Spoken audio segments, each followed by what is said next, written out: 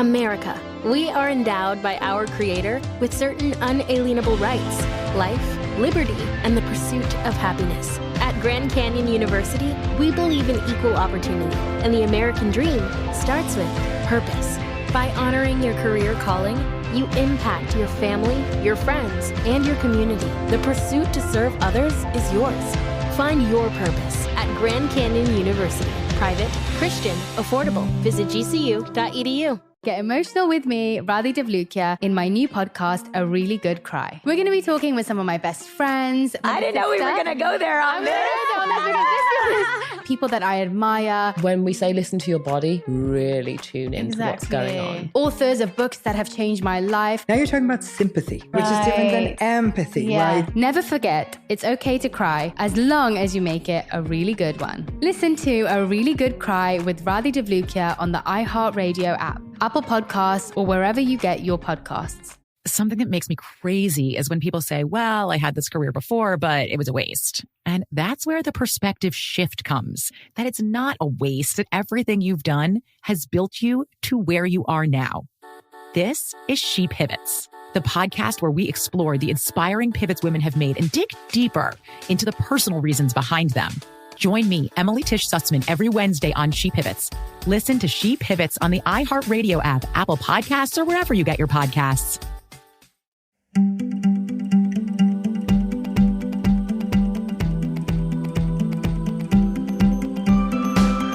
Hi, everyone. It's Amanda Rieger Green. Welcome to Soul Sessions. Lots of big energy to talk about today, and important things around shifts in consciousness and how the energetic field, it's like the veil is thinning and energy is all mixed up. What the heck does that mean? I don't know. I'll tell you in a minute. But I have it all in my head, and hopefully it will come out in a very clear, succinct way. But definitely the sun is in Gemini, so I'm feeling all the thoughts swirling around in my head. Happy birthday to the Geminis out there. This is your season. We've got a big full moon on the 23rd. It's the Sagittarius full moon, which is the opposite of Gemini. And if you think about that polarity, Gemini is ruled by Mercury, the mind, information gathering and sharing. Gemini is all about details and busyness and writing and editing. The best archetype for Gemini is the investigative journalist. It's what we love about Gemini energy. They're social, they're curious. Curiosity to me is the mecca of Gemini. They have a curiosity. Let me learn that. Let's do that. Let's figure that out. Why is it that way? Okay, let's get it down. Let's figure out the details. I mean, that's how that air sign really fires and wires. It's like, it's the brain, it's the neurons, it's the neurotransmitters in the brain, the right and left hemispheres of the brain. In fact, I did an Instagram post and I talked about my favorite practice, and I practice this in life, and I've used it for a long time, and I really honestly can't remember where I learned it, but I learned it like a decade ago, and it's the best bang for your buck for multiple things, but especially Gemini type energy, to synchronize the right and left hemispheres of the brain. And you can go to my Instagram. We'll put a link in the show notes maybe to that post. But you basically drop your chin to your chest and you breathe. And it synchronizes electromagnetic currencies between the brain and the heart. But it helps to synchronize the right and left hemispheres of the brain. It's good for anxiety, depression, frustration, lack of clarity, not feeling still, feeling erratic in your thoughts. It's good for so many things. So check that out because I walk through it pretty succinctly, but it's a best bang for your buck right now. And we've got lots of Gemini energy coming in because Jupiter, the planet of expansion and opportunity, expanding faith and expanding our horizons, reaching towards new horizons, foreign lands. Jupiter and Sagittarius. Jupiter rules Sagittarius, by the way, and it's moving into its opposite sign of Gemini. So there's a little push-pull, but there's a lot of magic in this polarity, and I'll drill down into the details and into the full moon. What is incredible about it is there's going to be a lot of mental energy. You're going to feel some renewal and rejuvenation of your thoughts and your curiosity, but it's being able to funnel that or channel it so it feels quality oriented. It feels wise. And Sagittarius, its polarity is about wisdom. If you're a Sag out there, you know this about yourself. And if you're familiar with Sag energy, Sagittarius is the great shapeshifter. That's what I call Sag, because Sagittarius is the student of life. Sagittarius is the teacher, sharing information, communicating information and ideas and thoughts, the philosopher. And Sagittarius is also the guru, like of wisdom. Ooh, it crystallizes into wisdom. So Sagittarius are wearing these different masks in this lifetime of learning, sharing their wisdom, their philosophy, their information, and then mastering it at times.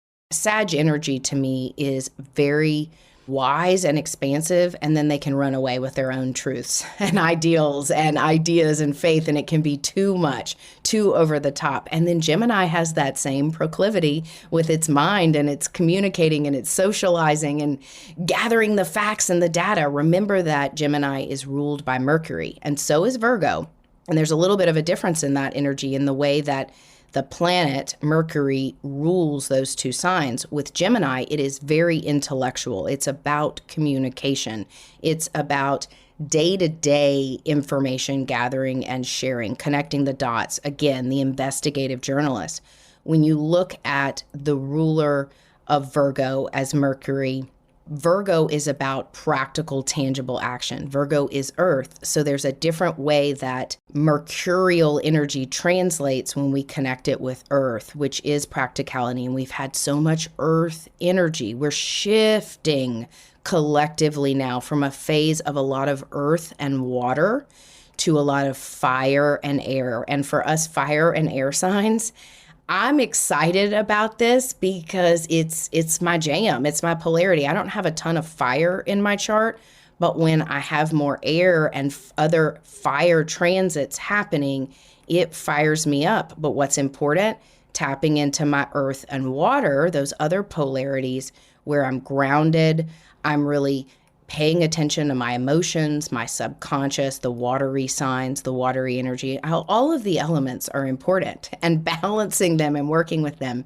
The reason I say we're moving more into a fire-air phase is Pluto, as you all know, moved into Aquarius from Capricorn. Capricorn is freaking heavy foundational earth, infrastructure, and systems that have been in existence for a long time, traditions.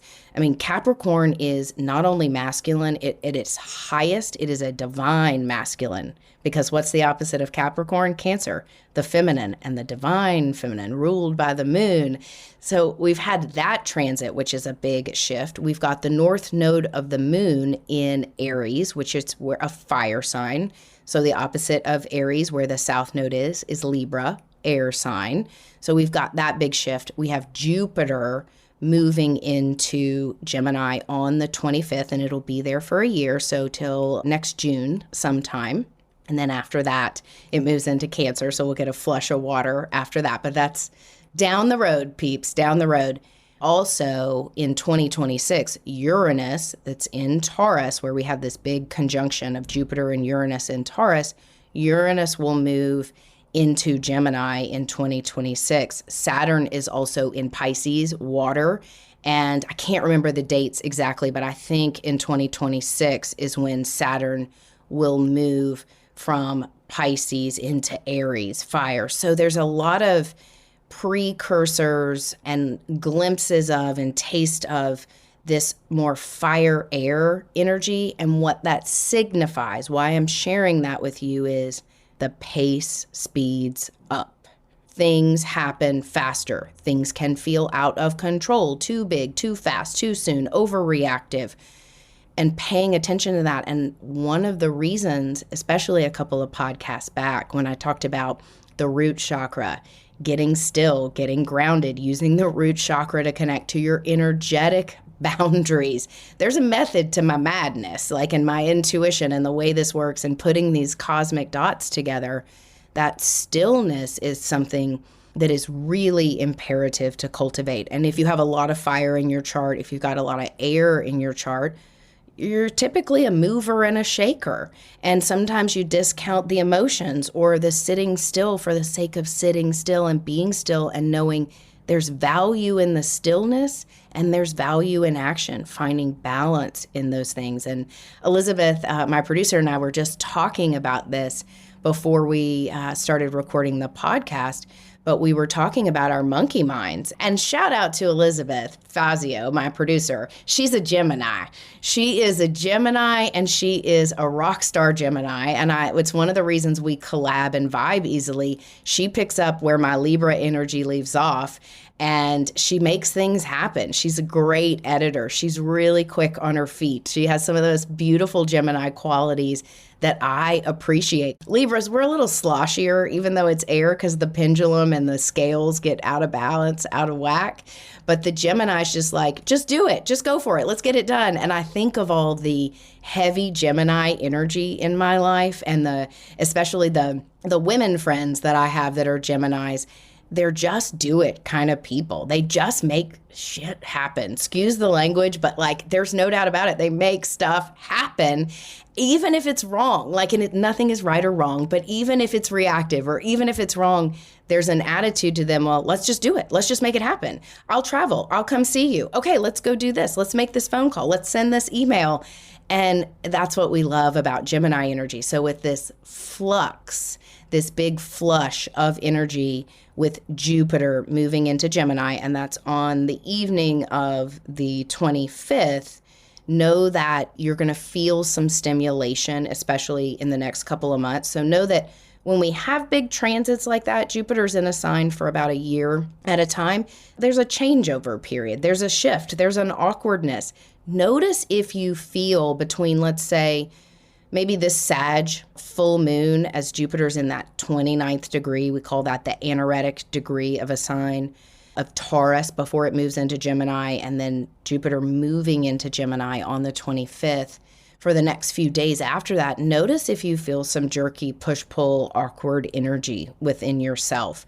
If you feel lethargic, if you feel hyperactive, hypercritical, like you can't shut your brain off, notice that stuff, because I'm already feeling it and sensing it. We've got planets that are shifting. With the sun moving into Gemini, I felt it. And I will tell you this, when the sun transits Gemini, or any of these planets transit, Gemini is about connection. It is about socialization, gathering and sharing information. But Gemini is freaking busy. And when the mind is super busy and the body is following, there's anxiety, there's high highs, there's low lows, because when they crash a lot of times. Like when you've got that much air, you're thinking and doing.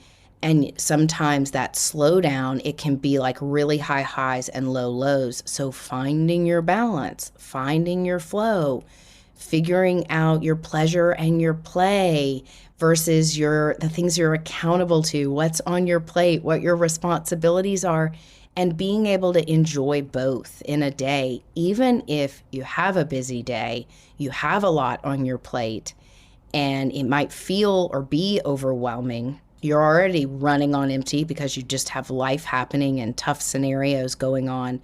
Notice that, where you can take your attitude and say, okay, like, yeah, life might be tough right now, or I've got a lot of responsibilities and I can't see the way through all this, but can I take a minute and maybe create an attitude adjustment, or take a minute for myself and breathe? But the attitude adjustment thing with Gemini is the biggest trick. Literally, because Gemini is about perspective and curiosity, your best bang for your buck this next year to maximize this transit. And hopefully all of you have gotten curious enough out there, or we have a lot of advanced folks out there who know their natal astrology. See where Jupiter is in your chart. What house is it in? What sign is it in? Where is Jupiter in the sky today transiting your chart? When you know the house that it's in, you will better know how to drill down and work with that energy. So for instance, if it's in the second house of the Taurus house of money, the material world, self-worth, values, Jupiter transits through the second house can mean, hello, abundance and more money. They can also mean overspending, overindulging in things. And I'm just simplifying that for all you astrologer folk out there. I just gave a massive broad stroke with that. But if Jupiter is transiting your 10th house of career, work, your reputation out in the world. It could mean bigger projects. Your reputation is expanding. The way people see you is changing. Lots of things are going on. So I encourage you, definitely, if you haven't pulled a natal chart, and we'll put a link in the show notes to my favorite place to pull a natal chart. It's Cafe Astrology. There's tons of places to pull favorite natal charts. But if you don't know how to read your circular wheel on astrology, because there's lots of symbols and degrees and it can be very difficult to interpret, you can get a report from Cafe Astrology that's like in just a table, and it lines it out for the novice that doesn't know how to read an astrological chart. It basically lays it out for you, and you can start doing the correlations and the math. So we'll put that specific link in the show notes so you can check out your natal chart. So just look for 0 degrees of Gemini in your chart, and you'll know where Jupiter is, and it may be moving from one house to the next. So check that out, play with it, do some research, figure out where your Jupiter juju is right now. And what I was gonna say about the biggest bang for your buck is curiosity and perspective. What I mean by that is your attitude and your perspective is your gold during this next 12-month cycle, meaning, okay, life might be tough, but can I get into gratitude for a few minutes? Can I shift my perspective and say, okay, I'm tired today, but I'm going to be able to do these things. I know what's on my plate. I'm capable of doing this stuff, even though I'm kind of running on empty. Or can I shift my attitude and look for my resources and be grateful for the resources I have, or ask for help? Hello, Gemini is about communication. So your communication skills get to strengthen. One of the biggest points of awareness, I might say, about low vibing, challenging Gemini energy is watch out for gossiping. Because I tell you what, Geminis are communicators, whether like they just talk and they share information. And it doesn't mean that all Geminis are gossipers. I'm not saying that, but we all know that we can talk some smack about people, or something happens to us and our feelings are hurt. And then we pick up the phone and you're like, you're never going to believe who did this to me. We all do that stuff. But this is a time to like use a little bit of hesitation. And Gemini, Aries, y'all are not the hesitators of the zodiac, which is what we love about you. There's an instinct intellectually with Gemini and that literal fiery instinct with Aries that I like, hello, we've got the North Node in Aries. So instinct is important, but using your wisdom and your integrity is what is important right now. And that speaks to its polarity, Sagittarius, which is really cultivating wisdom. So think about what you're saying and who you're saying it to and what your motive is. So if you do get your feelings hurt, or you're frustrated with something that's happened or someone, or you're struggling and you're angry, whatever it may be that is coming up for you, say to yourself, okay, I'm struggling with this. Who can I pick up the phone and share this with that's going to be a healthy space and reflect back my side of the street and help me pull apart the pieces where I can do my work, my healing, versus exacerbating or triangulating gossip or perpetuating it. See if you can be a purveyor of really focusing on yourself and how you can level up from a not only a consciousness perspective, because we got a lot of that going on right now, but leveling up in your lingo, your language, how you communicate, and why. Why am I sharing this with somebody? Is this their business? Are they involved in this? Do I need to get them involved in this? You know, do I need to pull them into my drama? Or am I going to my guide, my mentor, somebody who's a sounding board, who's going to hold safe space for me? And you all know how important I believe that is, not only for us to have healthy community, but to have friendships and relationships where we can immediately say, hey, I'm spazzing out today. Do you have a few minutes to hold space? Gemini also rules siblings, and so does the third house in astrology. Mercury connects with this because it's day-to-day information gathering and sharing, but the interpretation of that, traditionally, like in traditional astrology, Gemini rules siblings, or the third house in astrology rules siblings. But what that means is The people that are like brothers and sisters, or people who are literal brothers and sisters, the relationship you have with someone who is like a brother and sister, our boundaries are different. You know, there's a different comfort level or familiarity or history with that person. So we communicate energetically and literally differently with them. But if you have siblings, think about who you are within your family dynamic, but how you communicate with your siblings and how you can grow in that sense. And the way that I look at it on a personal note is I have siblings, I have half siblings, I have 4 of them, and they're 4 very different human beings, and then we're all very much connected by blood and family and things that are hardwired in our genetics that we are all very aware of. But as I've grown, as I've healed, as I've matured, my communication with my siblings has grown and matured. And I know my audience, and I know and I value my siblings for their different personality traits, the wisdom that they have, the life experience or perspective they have. And I know how to better communicate with them collectively and individually today, which makes not only for all of us, but for me, I have such gratitude and appreciation for them in ways that it's taken me a long time because I had to grow and mature and go through all of my growth spurts and stuff. So think about your siblings or people who are like a brother or a sister to you in your life and how you're evolving and maturing and being present for that person or allowing them to be present for you. It's a 2-sided street. Gemini, the twins, both sides of the mind, the right and left hemispheres of the brain,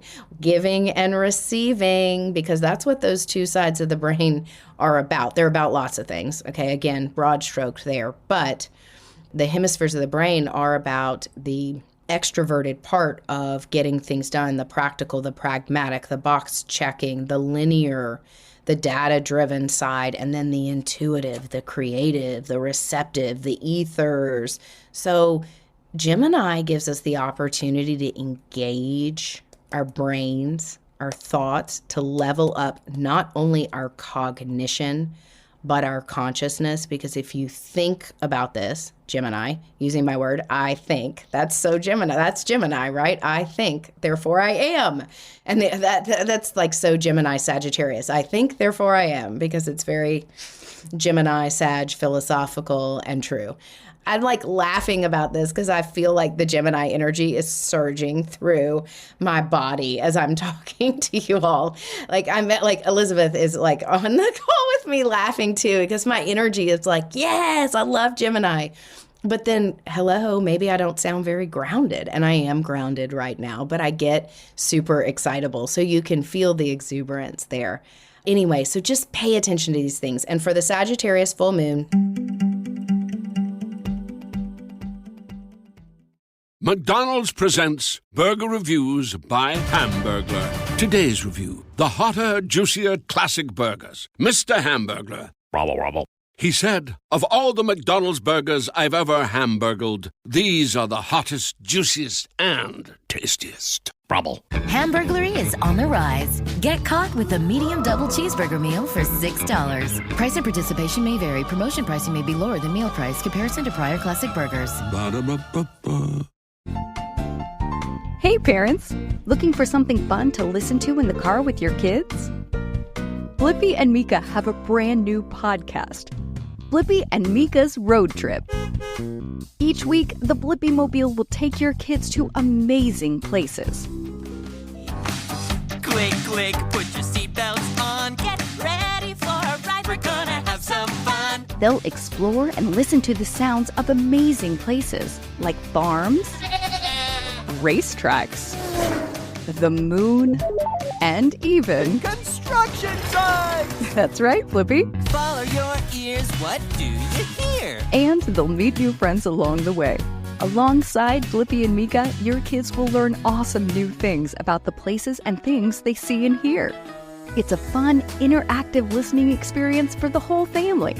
Listen to Blippi and Mika's Road Trip on the iHeartRadio app, Apple Podcasts, or wherever you get your podcasts. Get emotional with me, Radhi Devlukia, in my new podcast, A Really Good Cry. We're going to talk about and go through all the things that are sometimes difficult to process alone. We're going to go over how to regulate your emotions, diving deep into holistic personal development, and just building your mindset to have a happier, healthier life. We're going to be talking with some of my best friends. I didn't know we were going to go there on this. People that I admire. When we say listen to your body, really tune into what's going on. Authors of books that have changed my life. Now you're talking about sympathy, which is different than empathy, right? And basically have conversations that can help us get through this crazy thing we call life. I already believe in myself. I already see myself. And so when people give me an opportunity, I'm just like, oh, great, you see me too. We'll laugh together, we'll cry together, and find a way through all of our emotions. Never forget, it's okay to cry, as long as you make it a really good one. Listen to A Really Good Cry with Radhi Devlukia on the iHeartRadio app, Apple Podcasts, or wherever you get your podcasts. For the Sagittarius full moon on the 23rd, my big rule of thumb with this full moon, because to me, this is the party full moon. Like, this is the full moon where it's like we party a little too much or accidents happen.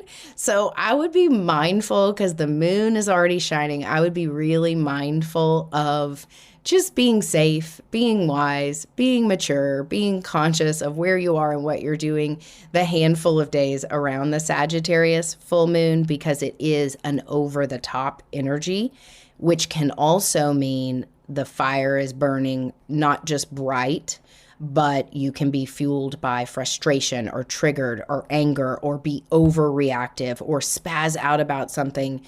And maybe you spaz out because you have a reason. Maybe something really upsets you or really frustrates you, or you get some crappy news. So just know that if something explodes or feels totally depleting, the opposite side of that, be able to sit with it and process, ask for some support, but just be mindful of yourself in this full moon. And I would say too, full moons are about illumination always, because of that opposition, and the moon is fully illuminated by the sun during a full moon. So what full moons do for us energetically, and we get a full moon every month. Sometimes we get more than that. Every year we do, but right now, this is the full moon of the month. They illuminate things in a way that we either didn't see them before, we weren't ready to see them before, or they illuminate things lurking in the dark, in the shadows. So with Sagittarius is about the expansion of faith. It's about finding truth. So I think this is like the truth seeker full moon. And for me, the way I utilize that energy, apart from finding out where the full moon is in my chart, it's at 2 degrees of Sagittarius, which means the sun is in 2 degrees of Gemini and the moon is 2 degrees of Sagittarius. And I think it's 2 degrees 55 minutes to be exact. So you can find out where that hits your chart and what houses. And, if you haven't done all these things, this stuff will blow your mind and it'll overwhelm the heck out of you to start. So don't get stressed out. I'm about to start offering all sorts of tools and resources. And the first thing I'm going to kick off, and this will be hopefully within the next month or so, is a whole course on working with the new moon. So after that, I'll do a full moon thing. So I hope for you all out there that you can feel the Gemini energy. And the best way to engage with the upliftment with Gemini is friendship and other people, because that is usually what kind of fires more fun and dopamine and serotonin, and this is about the brain. So think about up-leveling not only your communication, but your energy and your consciousness, yes, over the next 12 months. But with this full moon, if I were you, or the way I will work with this full moon is I will set intentions around, hey, what is it inside of me that I'm not willing to see, or truths about myself, truths in my life, truths in my belief system or my values that I may be ignoring, unconscious of, that are actually creating limitation versus expansion. Like money. Money in abundance is a great example of that. Thinking about the economy of your life. I'm not just talking about dollars and cents. Like, I know, and we've talked about this before, and this is one of those things I know and I believe, especially in my point of attraction, our points of attraction. If I am not feeling abundant, rich, worthy enough internally, it will manifest externally. If my internal beliefs, my core values, if I'm not clear on them and feeding them and recognizing them and nurturing those values and acting on them, living them out, demonstrating them, then there's usually some kind of discrepancy. And money, when people are working to manifest more money in their life, an easy go-to is always cultivating internal self-worth, value, and richness. And that's the go-to place. I mean, yes, you can balance your budget, and there are lots of things that you can do literally to help manifest money or create more money in your bank account.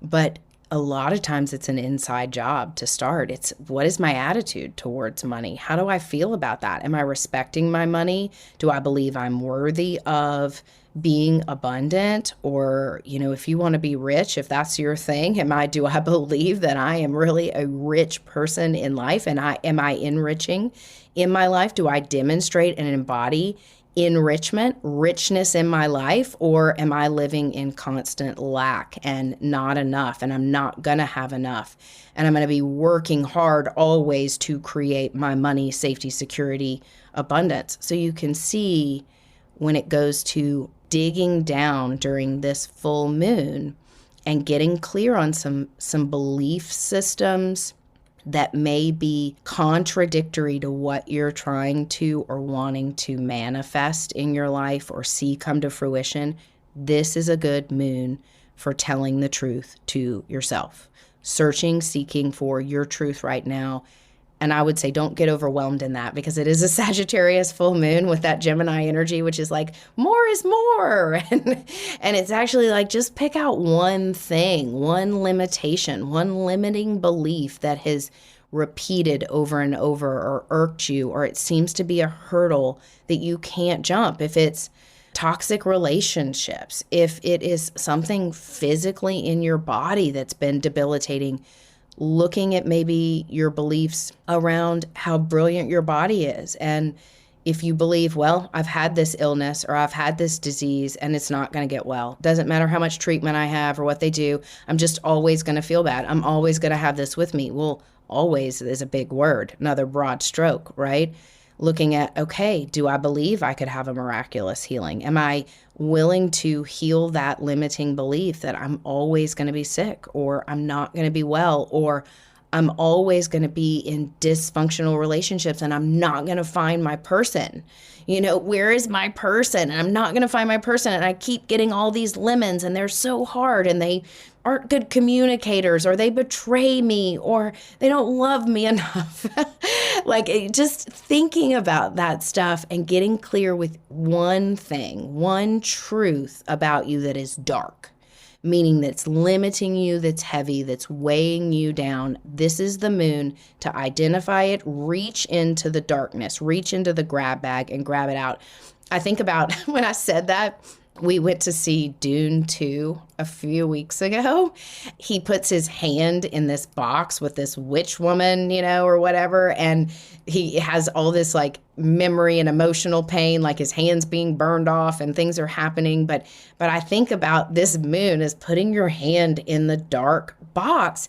And even if it's painful, even if your hand is burning, can you say, no, I want to pull this out. I am strong. I want to face this maybe uncomfortable or ugly truth about myself, about my attitudes, about my shadow self, so I can turn it into something light. I can alchemize it. I can crystallize this into incredible self-knowledge, and then I become wise, and I use that deficit and I turn it into an asset. That's, to me, the energy of this moon, taking any deficits that show up, turning them into assets, And if on the converse side of that, you have your energy is high and you're vibing and you're feeling good on the Sag full moon, freaking party for us. Like party and like spread the vibes and the love. Because to me, this is the party full moon. And it is about a little overindulgence and having fun. Do it mindfully. But if you are in a good mood and you're celebrating and you're doing something fun, beam it out to us. Beam it out to everyone out there. Like spread the love, spread the energetic love. And that takes me into one thing that I want to drill down on in general that I'm seeing in the energy field. And it is about how susceptible we are energetically, but we also are always giving energy out. Information, yes, but energy out. And I've always been able to see and sense energy. And usually the way I see energy is not, yes, I can see colors and I can see energy fields. That is one way that I see energy, but more innately and natural to me, I just know. Like I know things about people. I can feel their energetic frequencies and kind of where they are on a playing field. And I am, by nature, extremely optimistic. I am very healing oriented. So one of the things that is my gift is I have this X-ray vision, but I always see the diamond in people. And guess what? I just used the word always. So it's not necessarily a good thing because I'll look beyond challenges that people may show up with or heavy or dark or negative energy that people show up with. And then I'm a benefit of the doubter.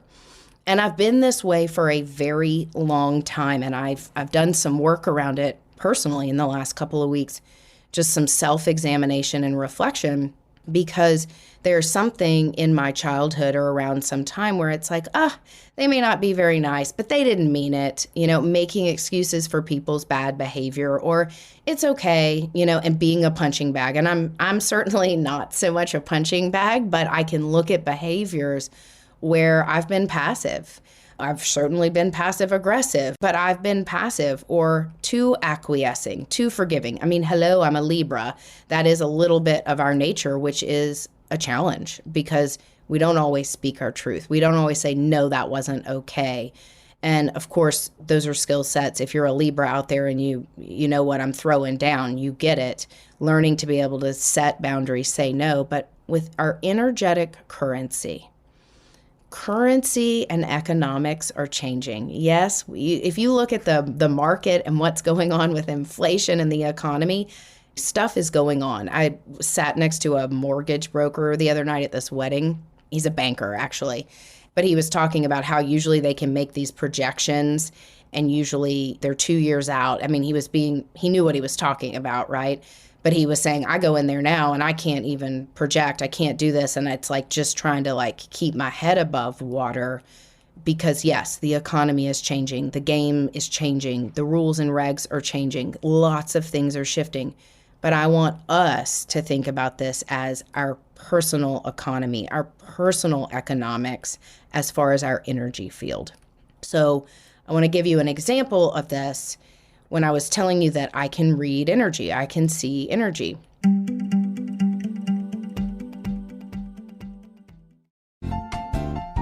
Hey parents, looking for something fun to listen to in the car with your kids? Blippi and Mika have a brand new podcast, Blippi and Mika's Road Trip. Each week, the Blippi Mobile will take your kids to amazing places.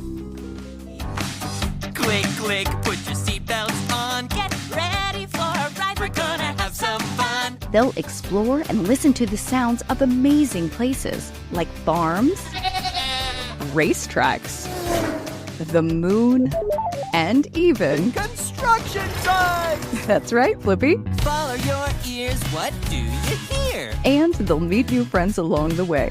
Alongside Blippi and Mika, your kids will learn awesome new things about the places and things they see and hear. It's a fun, interactive listening experience for the whole family. Listen to Blippi and Mika's Road Trip on the iHeartRadio app, Apple Podcasts, or wherever you get your podcasts. I'm Elliot Connie, and this is Family Therapy. My best hopes, I guess, identify the life that I want and work towards it. I never seen a man take care of my mother the way she needed to be taken care of. I get the impression that you don't feel like you've done everything right as a father. Is that true? That's true, and I'm not offended by that. Thank you for going through those things, and thank you for overcoming them. Thank God for deliverance. Every time I have one of our sessions be positive. It just keeps me going. I feel like my focus is redirected in a different aspect of my life now. So, how'd we do today? We did good. The Black Effect presents Family Therapy. Listen now on the Black Effect Podcast Network, iHeartRadio app, Apple Podcasts, or wherever you get your podcasts. Get emotional with me, Radhi Devlukia, in my new podcast, A Really Good Cry. We're going to talk about and go through all the things that are sometimes difficult to process alone. We're going to go over how to regulate your emotions, diving deep into holistic personal development, and just building your mindset to have a happier, healthier life. We're going to be talking with some of my best friends. I didn't know we were going to go there on this. People that I admire. When we say listen to your body, really tune into what's going on. Authors of books that have changed my life. Now you're talking about sympathy, which is different than empathy, right? And basically have conversations that can help us get through this crazy thing we call life. I already believe in myself. I already see myself. And so when people give me an opportunity, I'm just like, oh, great, you see me too. We'll laugh together, we'll cry together, and find a way through all of our emotions. Never forget, it's okay to cry, as long as you make it a really good one. Listen to A Really Good Cry with Radhi Devlukia on the iHeartRadio app, Apple Podcasts, or wherever you get your podcasts. So I want to give you an example of this. When I was telling you that I can read energy, I can see energy. I've done this for a while. I'm very aware of it. And I'm really, really solid in my energetic boundaries. Most of the time. Not always, most of the time. We went to Jazz Festival a handful of weeks ago, and I love good music. I had fun with my family. I'm usually okay in a crowd. I don't love it because I'm so energetically sensitive, so I don't get social anxiety, but it's like so many people can be overwhelming. So when I do those things, it's important that I'm well rested, that I'm well hydrated, that I do my, self-spiritual care stuff. But like this last time we were at Jazz Fest, I had a great time, but I was extremely depleted, like hydrated, well rested, had scheduled the time off, wasn't preoccupied with work and things on my plate. I mean, I had done all the things I know to do energetically, practically, and I was extremely energetically exhausted after that. And what I got clear on is, gosh, I love live music and I love doing this stuff, but man, I don't know if I want to go to any more music festivals. It's so funny how I was like, I had a blast with my family, and I want to hang out with my family and do stuff with them. And it's not that I might not go to another music festival, but I'm like, if I'm honest with myself, I have no desire to go to Austin City Limits Music Festival again. I've been enough times. And there's something about it that it's too much for me energetically. It's the same for me with sporting events. I stopped going to sporting events a long time ago, not only because, I stopped going to football games because I had a realization one day that I don't really like football. That was a big aha moment for me. I was like, I don't think I like football. And so I stopped going to sporting events, but also what I don't like about big sporting events is I'm so energetically sensitive, it's really depleting and it's really hard. It doesn't mean I can't be in crowds and groups of people, but I get to choose what I participate in for fun, and knowing that kind of depletes my fun when it depletes my body and my immune systems, so to speak. But anyway, so I noticed that at Jazz Fest, and it was just more stark.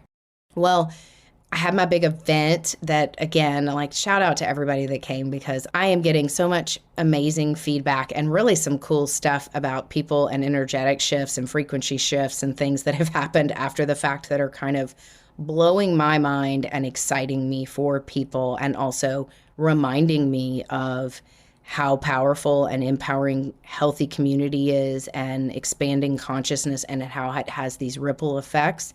And then people notice energetic shifts or notice things in their energy field. So I really appreciate people reaching out and sharing some interesting stories, and some stories about shifts in consciousness, even some shifts in kind of mind, body, spirit connection, all sorts of things. But after that event, my energy was super sensitive. It was a lot of fun. It was challenging reading everybody's energy and synthesizing it. But I was noticing a change in myself, and I couldn't put my fingers on it, of the way that I am and read energy in a group of people. And I think I've shared this on the podcast before, but people who know that I'm psychic or I have these abilities, sometimes people will be like, oh my gosh, are you reading my energy? What's going on in my energy field? And I'm like, dude, I'm just hanging out at dinner tonight. I'm not sitting here trying to read your energy. I'm a human. I want to hang out. I want to talk about the weather or whatever was going on last week in the community or cool things about life. Like, I'm not sitting here reading your energy. That's just not what I do. And I know how to shut it off. I know how to safeguard my energy so Amanda can just be in the world and not be picking up on and noticing how much I pick up on. Well, there has been a big acceleration in the energy field, and the solar flares, I think, were a big catalyst for that. I certainly think this eclipse season kind of rocketed and changed some stuff, but between that and the solar flares, there is a noticeable shift in the field. And the clearest way for me to say that, it's like the veil is always thin. You know, if we look at energy, like the veil might be a little thin on a solstice or on Halloween or when you're dealing with master numbers, however you look at that, meaning when you feel like you're walking between the worlds, when it feels liminal, like you're standing in one place, but you can see multiple perspectives, or you feel something really deeply, like when your psychic antenna is present and disassociated simultaneously.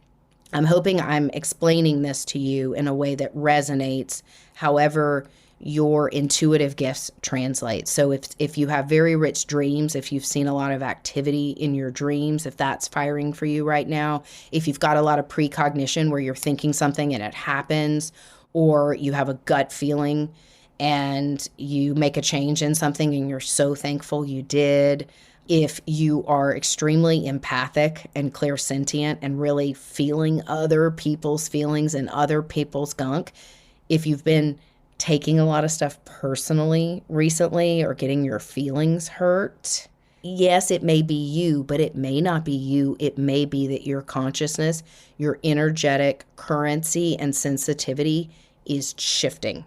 So I just want everybody to be aware of that. The example I was going to give you where I was explaining that I have this shift is, yes, I've always noticed people's energy, but I typically don't quantify it or care about it or dive deep into it without somebody's permission. It just doesn't work for my integrity or my ethics. It's not my business, and I don't need to tango with somebody else's energy or get involved. But I had some people over not too long ago, and it's really funny because there was a discussion about energy and seeing energy, and in my mind and the way that I interpret things, I'm always like, no, I shut myself down. Nope, I'm really present. No, I get to just be Amanda. I'm not reading everybody's energy. I'm not curious about that stuff. But it was like, as I was saying that, it was like two things can be true at once.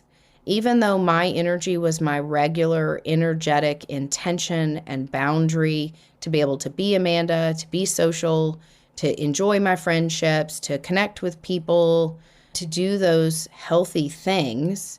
And I'm saying I have good energetic boundaries and they're pretty solid and they're pretty hardcore because I have to have good energetic boundaries or I literally get sick and depleted. And it can happen a lot, just like the Jazz Fest thing. That had nothing to do with what I was doing or the people I was with or my own spiritual fitness. Like there's something shifting and it's becoming more sensitive. The veil feels more thin. Life feels more liminal. That's why the grounding and the root chakra, if you haven't listened to that podcast, I encourage you to, because the root chakra is a great way to feel like you are solidly in this human body while you are exercising your extrasensory abilities, utilizing your intuition and your instincts. So anyway, there were people over and this conversation was going on. And as I'm saying, I'm not nosy. I don't read other people's energy without their express permission or without being in a session or whatever I'm doing. And it was really strange because it was like there was a battery over everybody's head. And I could see the battery life on it. And the other way I can interpret it, because it's kind of etheric, but it's like if there was a yin and a yang over everybody's head, I could see how much yin and how much yang there was. So it wasn't like everybody had a yin and a yang or everybody had a battery, but the way that I could see energy was I could see where a battery was really depleted, or I could see where there was a lot more black in the energy field versus the white in the yin and the yang. And it was not grading people on their energy and if they're a good person or a bad person. No, it's not about that at all.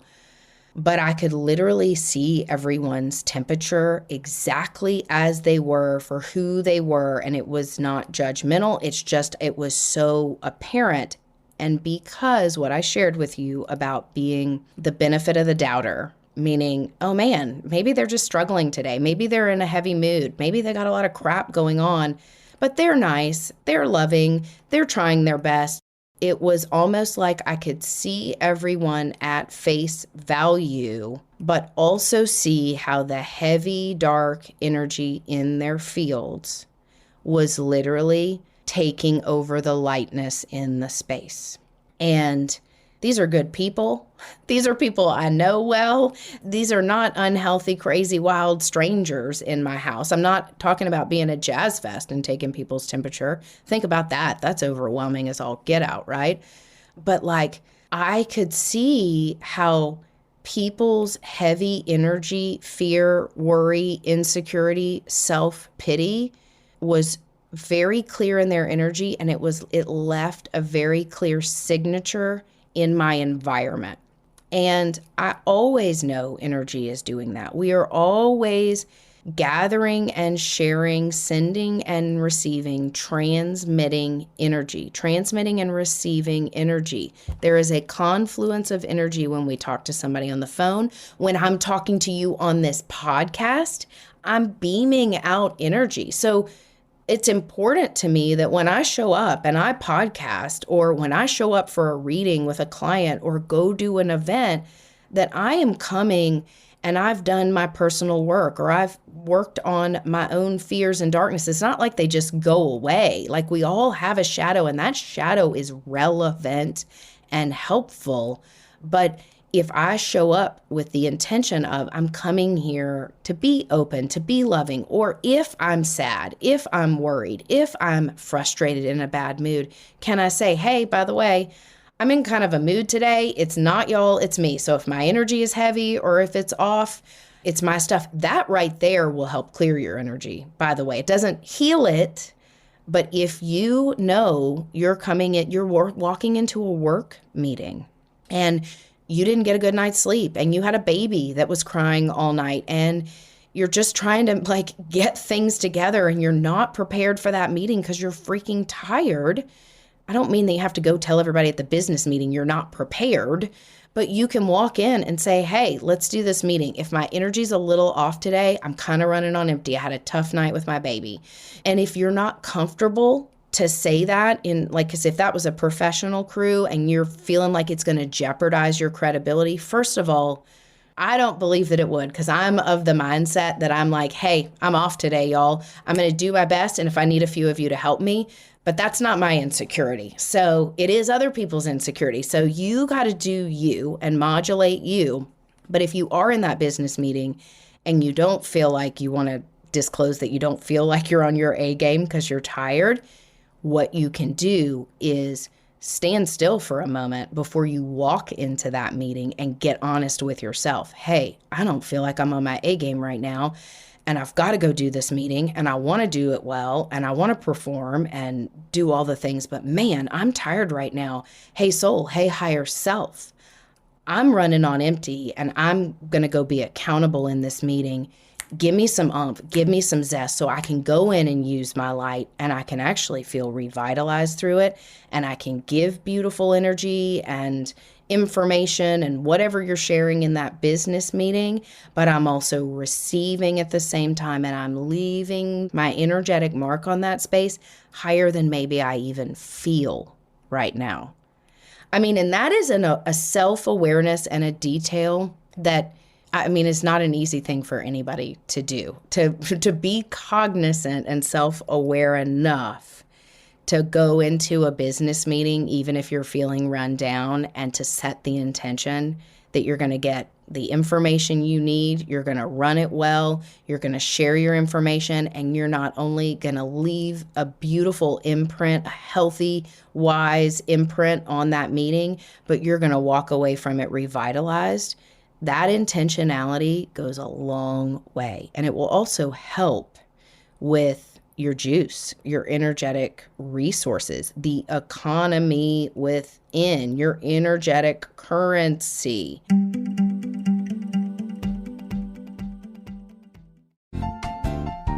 Hey parents, looking for something fun to listen to in the car with your kids? Blippi and Mika have a brand new podcast, Blippi and Mika's Road Trip. Each week, the Blippi Mobile will take your kids to amazing places. Click, click, put your seatbelts on. Get ready for a ride. We're gonna have some fun. They'll explore and listen to the sounds of amazing places like farms, racetracks, the moon, and even construction site. That's right, Blippi. Follow your ears. What do you hear? And they'll meet new friends along the way. Alongside Blippi and Mika, your kids will learn awesome new things about the places and things they see and hear. It's a fun, interactive listening experience for the whole family. Listen to Blippi and Mika's Road Trip on the iHeartRadio app, Apple Podcasts, or wherever you get your podcasts. I'm Elliot Connie, and this is Family Therapy. My best hopes, I guess, identify the life that I want and work towards it. I never seen a man take care of my mother the way she needed to be taken care of. I get the impression that you don't feel like you've done everything right as a father. Is that true? That's true, and I'm not offended by that. Thank you for going through those things, and thank you for overcoming them. Thank God for deliverance. Every time I have one of our sessions be positive. It just keeps me going. I feel like my focus is redirected in a different aspect of my life now. So, how'd we do today? We did good. The Black Effect presents Family Therapy. Listen now on the Black Effect Podcast Network, iHeartRadio app, Apple Podcasts, or wherever you get your podcasts. Get emotional with me, Radhi Devlukia, in my new podcast, A Really Good Cry. We're going to talk about and go through all the things that are sometimes difficult to process alone. We're going to go over how to regulate your emotions, diving deep into holistic personal development, and just building your mindset to have a happier, healthier life. We're going to be talking with some of my best friends. I didn't know we were going to go there on this.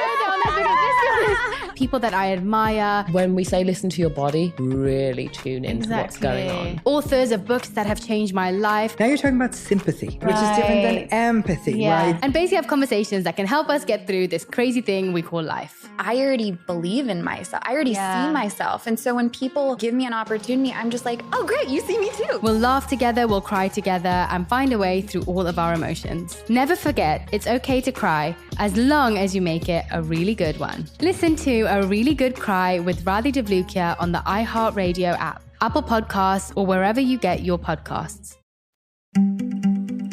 So, with the group of people that was at my house, and me telling you I could see all the batteries and all the things going on, there was somebody who had a really low battery, let's just say.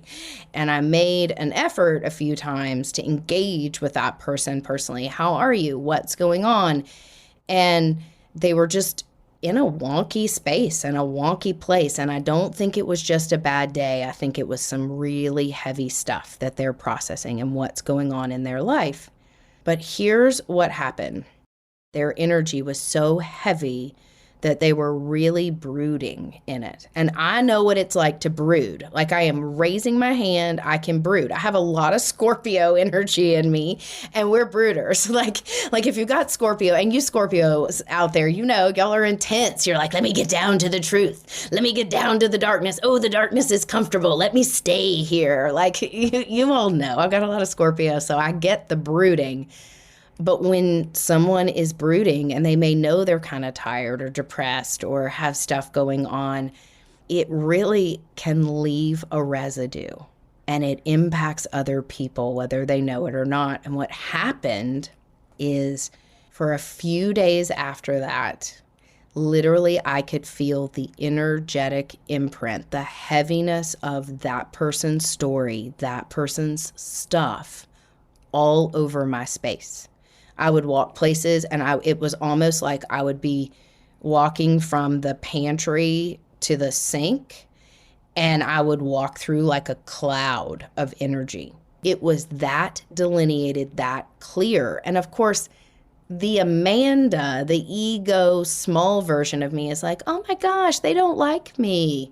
Oh my gosh, they're mad at me. Why are they so unkind? Why? I'm just trying to be nice. Like that's where the ego goes to. My feelings are hurt, or it can go to, why are they acting that way? I can be really reactive, right? I know when I'm in my small ego space, and I was like, oh, I'm not taking this personally, but man, the imprint of the energy is so clear. And you know that I saged the house. I cleared the energy, but I mean, I had to clear it probably 4 times. And I don't always get that excessive about, I mean, I clear energy all the time. I do. We light sage. I do stuff. I'm conscious of it. I clear my own energy with readings and with clients. And it's just part of my wellness routine. And I'm conscious of it. But this was like, shoot, I got to clear this energy. Gosh. And I also, of course, beamed that person love. But I was like, Amanda's not responsible for this person's stuff. But hey, soul, hey, higher self, hey, guides, hey, God, hey, can y'all please, take care of whatever is going on with this person? I wish them the best. Can y'all help and heal them? Not my responsibility, but I'm wishing them the best. But I am also not okay with this energy up in my space. So I share all of that for everyone out there, not only to pay attention to your own temperature and your own energy and other people's temperature. And I'm not talking about being nosy.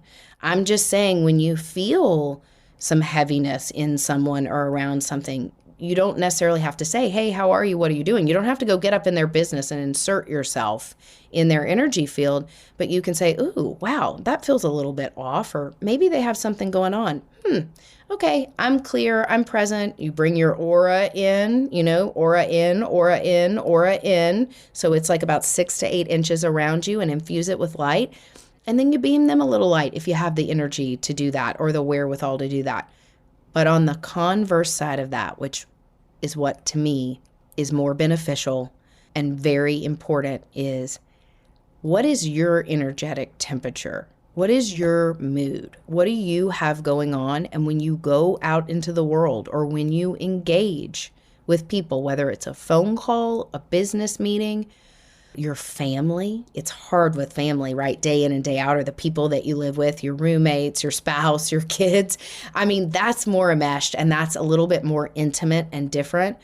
But when you go out into the world, or you have a conference call, or you are teaching a class, whatever it is, are you walking into that class saying, okay, I might have some heavy stuff going on in my life, and I might feel depleted right now, or I might be in a crabby mood, but can I safeguard that energy so I don't leave a residue somewhere that is heavy? And I hope I'm articulating that in a way that is helpful, but also kind of emphatic, like leave no trace. Like, let's just adopt leave no trace. And of course, we can't do that because we leave traces everywhere. We leave beauty and love and joy, and we leave cranky and snarky and fear-based everywhere too. So it's not like there's any perfection to this or precision to this. It's about your consciousness around this. And you're not going to do it every day, all day. I'm not going to remember to do it every day, all day either. But can I get more cognizant of, aware of how I'm feeling, my temperature, my energy, get really true and honest and real about that?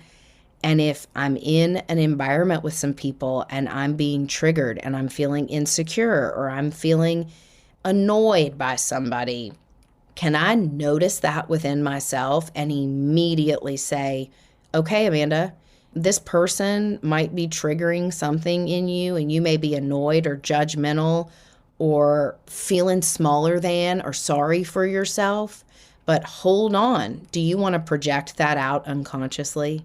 Hold on. Do you want to leave that energetic signature onto that person or onto the environment you're in? Or can you shut that rhetoric down in your head? And I don't mean that you bypass or you don't process your feelings and your emotions, but you get very centered and you say, this energy and this heavy stuff I'm feeling, I recognize that I'm projecting. So what I'm getting down to here is really being aware of the energy you're projecting consciously and unconsciously and having the intention around it to be able to keep it in your own lane. Like, I do have some work to do. I need to go home and journal on this. I need to go call someone to help me process this. I need to lean on somebody right now because I'm really hacked off about what this person said. But see where you can really funnel and bring your energy system in and get it clear. And then again, leave places better than you found them or go in neutral and come out neutral. Any of those things will work. Just taking one bit of awareness around that. I think with the energy in the next few months, we're going to see a real speed up. And because, yes, of course, Jupiter and Gemini kind of speeds things up, which is exciting to me, it can also feel overwhelming. It can also feel like you have too many balls in the air. So really finding your stillness and your quiet, paying attention to your own energetic signature or imprint. And if you have questions about this, reach out, podcast@soulsessions.me, because I'm curious in terms of how this is translating for you, how you are aware of your energy field, your energetic boundaries, your temperature, your moods, your mood swings.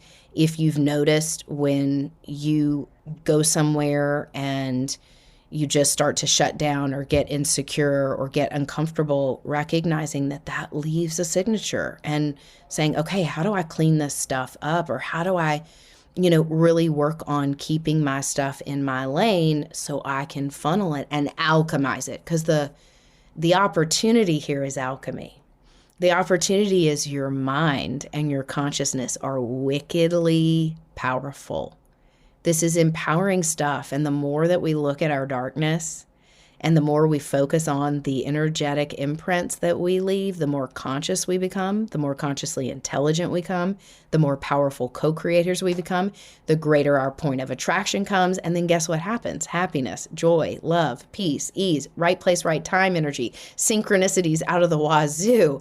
So it's really, really, to me, invigorating. It scares the heck out of me that I can see people's energy when normally I shut that off. So if you're friends of mine out there, don't freak out.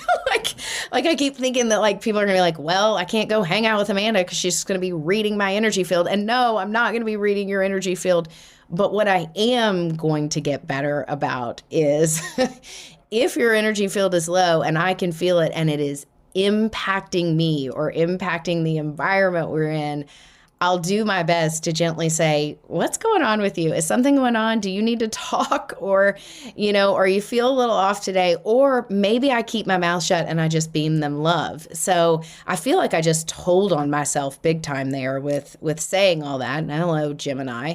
But at the same time, I think a lot of us out there have this stuff going on and we're uncertain of how to interpret it in how we're sensitive to energy empathically or claircognizantly or clairvoyantly, intuitively. So we need to talk about these things. And I can feel a significant shift in my psychic abilities and what I see and being out in the world and noticing energy and people in different vibrational spaces.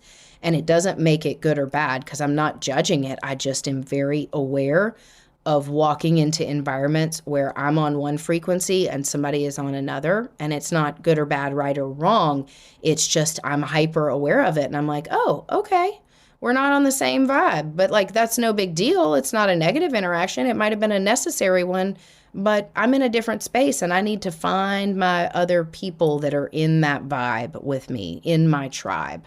So just be aware, but reach out if you have questions or insights around this, because I'm very curious. I'm going to use my Gemini word there. Very curious as to what your thoughts are and what you think.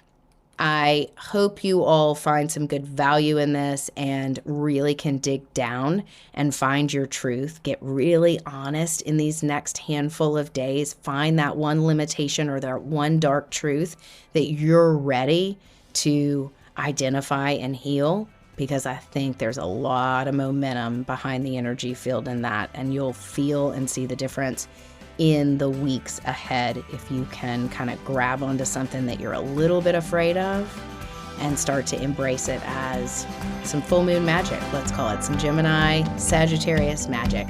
All right, everyone, be well.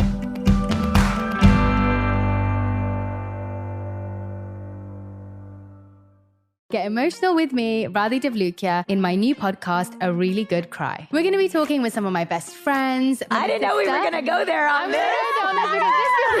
People that I admire. When we say listen to your body, really tune into what's going on. Authors of books that have changed my life. Now you're talking about sympathy, which is different than empathy, right? Never forget, it's okay to cry as long as you make it a really good one. Listen to A Really Good Cry with Radhi Devlukia on the iHeart Radio app, Apple Podcasts, or wherever you get your podcasts. Something that makes me crazy is when people say, well, I had this career before, but it was a waste. And that's where the perspective shift comes, that it's not a waste, that everything you've done has built you to where you are now.